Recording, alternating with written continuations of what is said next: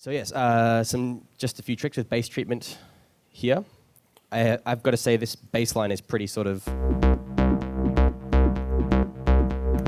Neither of these sounds are particularly bassy, but they'll do for the purposes of this. First thing that's kind of cool to do is make a little bass treatment bus. So I'm going to go to this original sound. I'm going to send it a little bit to this send. This bus here. One cool thing you can do is notch 200 hertz or thereabouts. For a C minor track, you want to sort of sit around 200 hertz. This is basically going to be a copy of the bass that's going to sit alongside the original, but just basically has some slightly different properties. So then I would put on this a Redux, which is a bit crusher if you're a Logic user.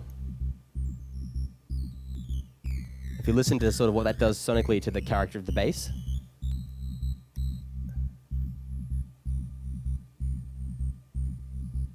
You want something like that.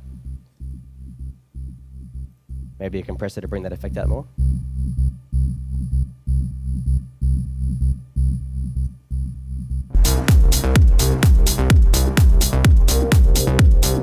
Basically, you're bringing a bit more character to the bottom end of the bass and a bit more clarity into the top end. So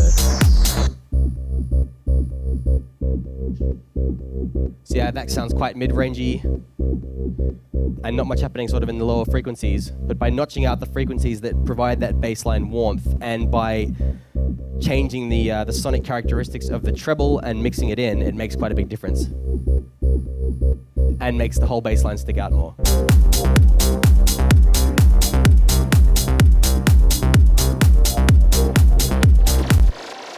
So that's the kind of effect that you hear a lot in like sort of Daft Punk tracks.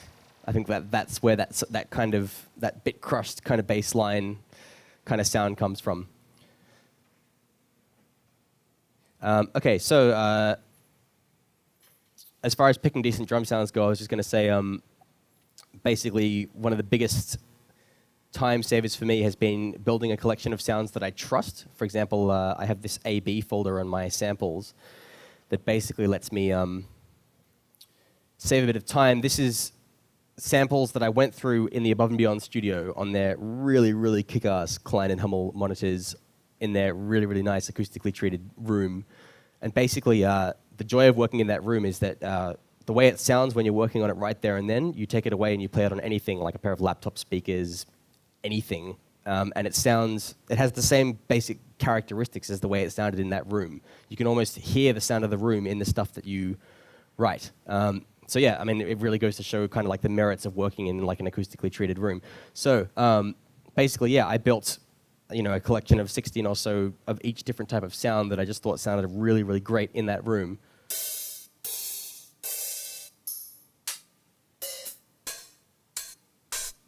So on and so forth. And basically, just have these on hand as my go-to kind of sounds. Because I think as a producer, if you have like 16 different types of clap across like the whole of your music, that should be okay. It's not like people are going to go, oh, he's using one of those bloody 16 claps again. Like, yeah, and not to say that I use only these, but, yeah, so that kind of thing. So yeah, it is good to build a kind of, especially when it comes to kicks. I think the kick drum is one of the biggest things in that department. You need to find a kick drum that has like a good sound, like a tennis ball bouncing off the ground or something like that. You need to find these kind of clean sounds that are going to require so little work to begin with that you're not going to come back later in the whole thing and just spend all your time working on that kind of stuff. So yeah, synth tweaks. I just wanted to just go through quickly a couple of things that I twiddle when I'm playing with, say, a synth sound.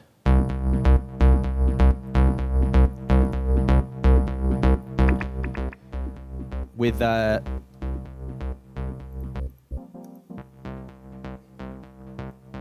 synth sound, this is actually the wrong one.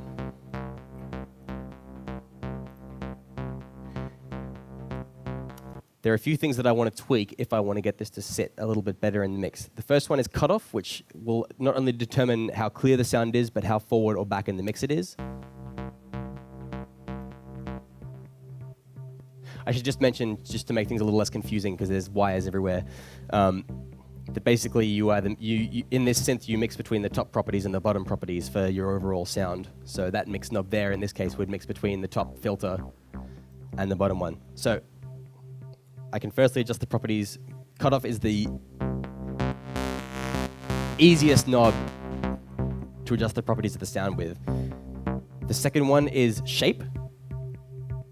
This is basically for people who don't want to get into the really, really nitty-gritty of synthesis, you know, which is actually a very valuable thing to do. I just haven't really spent the time to do it. So you have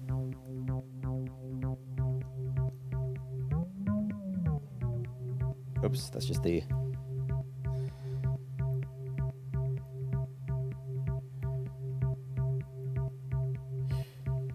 I'll switch to a different sound for a second so you can get a better example. Say something like that.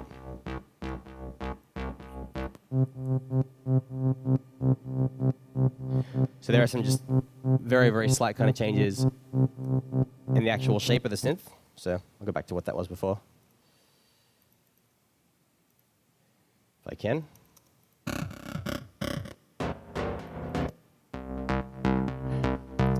Another thing that you really want to basically make sure you have set right is the effects that are built into the actual synth. For example, the delay is a big one, because that can really muddy things up.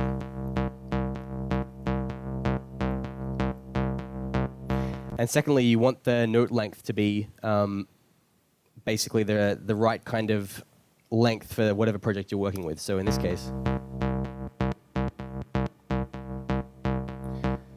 the release is the next thing that you want to play around with on a synth, first and foremost, to kind of get the shape of the sound that you want.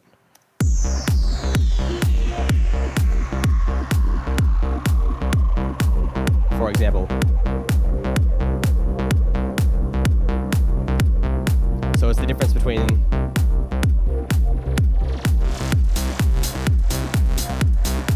and just by changing those two little parameters,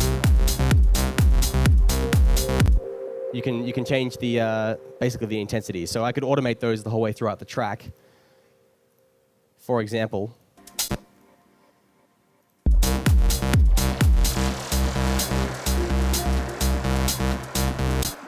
I go from here.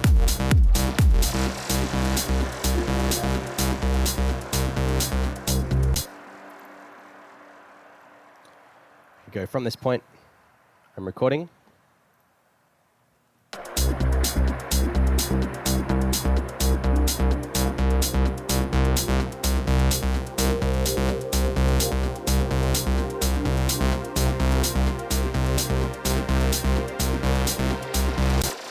To save time, I'll draw that one in.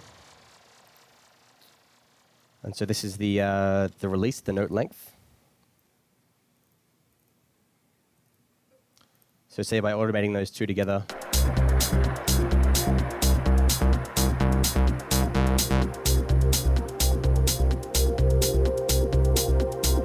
along with that rising pad and this sweep effects,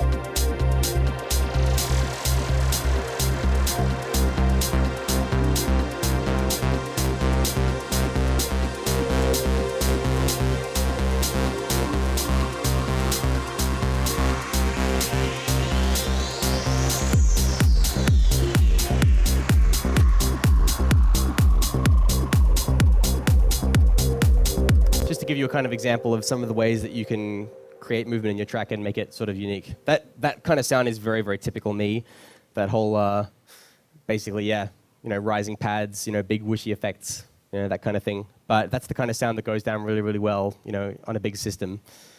So yeah, EQ and busing. Bass cut, I think I've gone through in pretty big detail. Basically, the only thing you want really low bass frequencies in is the kick and the bass. And everything else, you're going to cut. So especially putting everything in these groups, in these stems, it really helps to go through something like, for example, the atmosphere.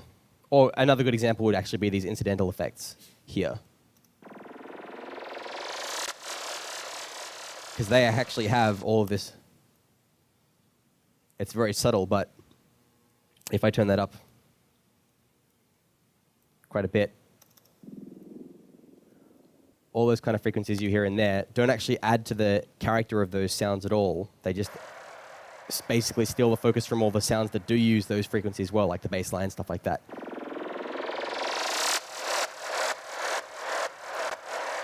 So in your final mixdown, you want to go through everything in your track and find all these kind of stems that could have the lower frequencies taken out of them and go anywhere up to like 150 hertz, depending on what it is. Some synths sound good with a bit of bass in them, but for the most part, you want to keep the bass frequencies clear for that kick and bass so that they can do their thing. So that's a pretty important one.